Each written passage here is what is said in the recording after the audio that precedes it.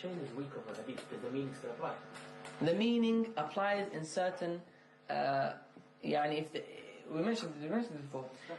Okay, it says chain is weak. No, the chain in a lot of narrations when it comes to this Kitab al-Tawheed, you find that, not a lot, sorry, some of the narrations are weak, like the one we went through in the last chapter, from At-Tabarani, when he said that the munafiq used to harm the believers. It's a weak chain of narration, but its meaning is correct, therefore it is used to back up the already correct meaning.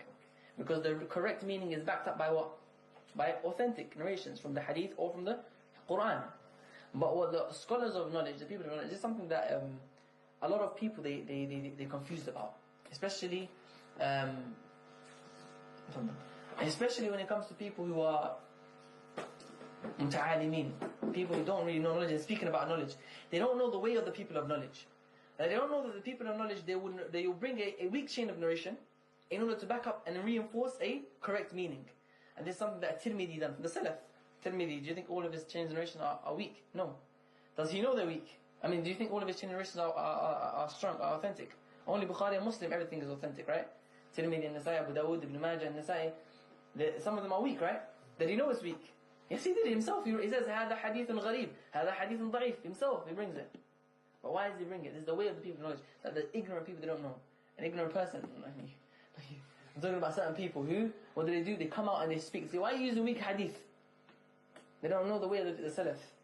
Like using a weak hadith is the way of the Salaf. They would use it in order to back up a already authentic meaning. But they would never use a weak hadith as a primary evidence. They would never use a weak hadith as a primary evidence. And so recently you had some ignorant people, what did they do? They said that weak hadith, you bring a weak hadith. Therefore your whole argument is gone. You don't know the whole, and it just shows a high level of ignorance. And it's something that the Salaf would do. Imam Tirmidhi, Abu Dawood and Nasai, Ibn Majah, they were ulama of hadith, they were scholars of hadith. Rather, Tirmidhi himself, he says that this hadith is weak, but he still brings it as an evidence. For what? In order to reinforce an already correct meaning. So sometimes he does that, and we'll find this a lot in Kitab al-Tawheed. It's a very good question, because a lot of people they ask this question. It's a very good question. Why are weak hadith being brought? Another thing that is similar to that, just because you brought it, it's very important. Like Jazakallah khair, I actually think about this today as well. Is that sometimes the scholars they will explain a weak hadith. So you think, so why are they explaining the hadith when it's really weak? Why? Because they say that the hadith of the Prophet ﷺ is possible that it's strong. It's possible that it's strong. Even the chain of narration is weak. It's possible that the Prophet ﷺ may have said it. So they say, if the ruling is taken from it, because there are evidences for it, then they explain it because of that. They explain this hadith to back up the other hadith. And also they explain it also with the assumption saying that if it was authentic, then this will be the meaning. If it was authentic, this would be the meaning. For example, the hadith of Tirmidhi narrates a hadith when he says that